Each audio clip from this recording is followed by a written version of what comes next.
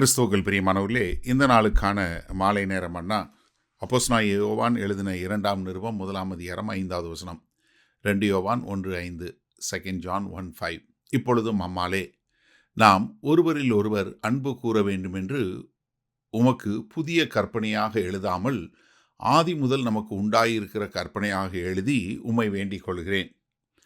அதாவது யோவானுடைய ஒரு குறிக்கோள் என்ன, நீங்கள் கர்த்தராகிய இயேசு கிறிஸ்துவை அன்பை உணர்ந்து கொண்டவங்களாக இருந்தீங்கன்னா, நீங்கள் ஒருத்தர் மேலே ஒருத்தர் அன்பு கூறக்கூடிய மக்களாக இருக்க வேண்டும். இதை தன்னுடைய சுவிசேஷ நூலில் எழுதினார். 1ஆம் நிருபத்தில் இதை குறித்து ரொம்ப அழகாக எழுதியிருந்தார்.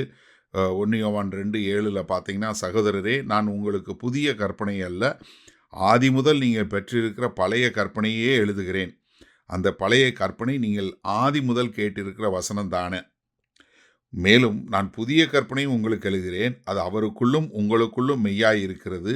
ஏனென்றால் இருள் நீங்கி போகிறது, மெய்யான ஒளி இப்பொழுது பிரகாசிக்கிறது அப்படின்னு சொல்லிட்டு, ஒளியிலே இருக்கிறேன் என்று சொல்லியும் தன் சகோதரனை பகைக்கிறவன் இதுவரைக்கும் இருளிலே இருக்கிறான். தன் சகோதரனிடத்தில் அன்பு கூறுகிறவன் ஒளியிலே நிலை கொண்டிருக்கிறான், அவனிடத்தில் இடர்கள் ஒன்றுமில்லை. தன் சகோதரனை பகைக்கிறவன் இருளிலே இருந்து இருளிலே நடக்கிறான். அப்போ என்ன, ஒருத்தன் ஒரு தன்னுடைய காண்கிற ஒரு சகோதரனை நேசிக்கக்கூடியவனாக இருக்க வேண்டும்.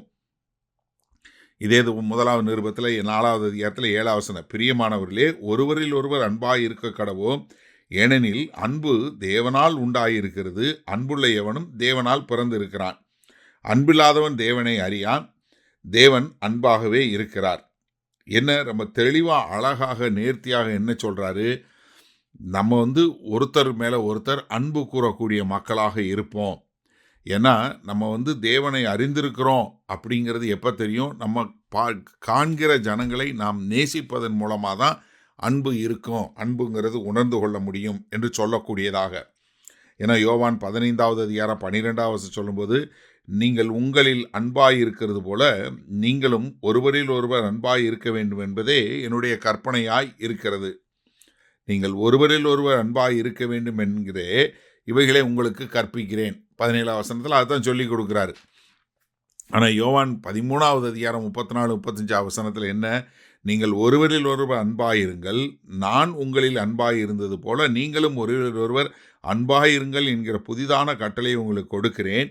நீங்கள் ஒருவரில் ஒருவர் அன்புள்ளவர்களாய் இருந்தால் அதனால் நீங்கள் என்னுடைய சீஷர்கள் என்று எல்லாரும் அறிந்து கொள்வார்கள். எப்படி எல்லாருக்கும் தெரியும் நீங்கள் என்னுடைய சீஷர்கள் என்று? நீங்கள் ஒருத்தர் பேரில் ஒருத்தர் காட்டக்கூடிய அன்புனால. அப்போ என்ன, மறுபடியும் அவர் சொல்லும்போது என்ன, ஆதி முதல் நமக்கு உண்டாயிருக்கிற கற்பனையாக எழுதி உம்மை வேண்டிக் கொள்கிறேன். இன்னும் அன்பில் நீங்கள் வளர வேண்டும், இன்னும் ஒருவர் மேலே ஒருவர் அன்பு கூறுவதில் இன்னும் அடுத்த நிலைக்கு செல்ல வேண்டும் என்பதை மறுபடியுமாக இந்த சகோதரிக்கு வலியுறுத்தி யோவான் எழுதுகிறார். சரி, இந்த நாளில் இந்த வசனத்தை நம்ம எப்படி எடுத்துக்கொள்வது? அதாவது யோவான் தன்னுடைய சுவிசேஷமாக இருக்கட்டும், யோவான் 13வது அதிகாரம், 14வது அதிகாரம், 15வது அதிகாரமாக இருக்கட்டும், இல்லை 1 யோவான் முழுவதும் பார்த்தீங்கன்னா முழுக்க என்ன, நீங்கள் சத்தியத்தை அறிந்தீங்கன்னா நீங்கள் என்ன பண்ணுவீங்க, நீங்கள் காண்கிற சகோதரன் மேலே, நீங்கள் காண்கிற சகோதரிகள் மேலே அன்பு செலுத்தக்கூடிய மக்களாக இருப்பீங்க.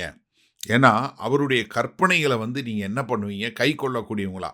ஏன்னா நீங்கள் கர்த்தரை விசுவாசிக்கிறீங்க, கர்த்தரை நேசிக்கிறீங்கன்னா அவருடைய கற்பனைகளுக்கு கீழ்ப்படியணும். அந்த கீழ்ப்படிதல் எதில் காட்டும், நீங்கள் காண்கிற சகோதரனை நேசிக்கிறதுல காட்டும். அப்போ முதலாவது ஒரு அடிப்படை நீங்கள் கர்த்தராகிய இயேசு கிறிஸ்துவை விசுவாசிக்கிறேன், நான் தேவனுடைய பிள்ளையாய் இருக்கிறேன்னு சொல்லி சொன்னால் நீங்கள் மற்றவர்கள் மேலே எந்த அளவுக்கு அன்பு செலுத்தக்கூடிய மக்களாக இருக்கிறீங்க. இதைத்தான் யோவான் மிக அழகாக நேர்த்தியாக நமக்கு சொல்லிக் கொடுக்க. நீங்கள் ஒருத்தர் மேலே ஒருத்தர் அன்பு செலுத்துறதுல வளர வேண்டும். இன்றைக்கு நீங்கள் பாருங்கள், நம்ம குடும்பங்கள்லையும் சரி, நம்மளுடைய சபைகள்லையும் சரி, நம்மளுடைய வேலைத்தலங்கள்லையும் இந்த அன்பு தணிந்து கொண்டே போகிறத பார்க்க முடிகிறதா? ஆமாம், நிறைய பேருக்கு தன்னுடைய குடும்பங்களில் அன்பு செலுத்த முடியல. இன்றைக்கு கணவன் மனைவி ஒருவருக்கு ஒருவர் அன்பு செலுத்த முடியாமல் அநேக விவாகரத்துகளை பார்க்குறோம். பாருங்கள், பிள்ளைகள் பிறந்து 2 பிள்ளை பிறந்துருச்சு, 3 பிள்ளை பிறந்துருச்சு, நாங்கள் இத்தனை வருஷம் கல்யாணம் ஆயிடுச்சு, 20 வருஷம் ஆயிடுச்சு, 15 வருஷம் ஆயிடுச்சு, ஆனால் என்ன பண்ண முடியல, மனைவியை நேசிக்க முடியல, கணவனை நேசிக்க முடியல, இல்லை ஒருத்தருக்கு ஒருத்தர் கருத்து வேறுபாடுகளை போக்க முடியல. காரணம் என்ன? அன்பு இல்லை, குடும்பங்களுக்குள்ள இல்லை.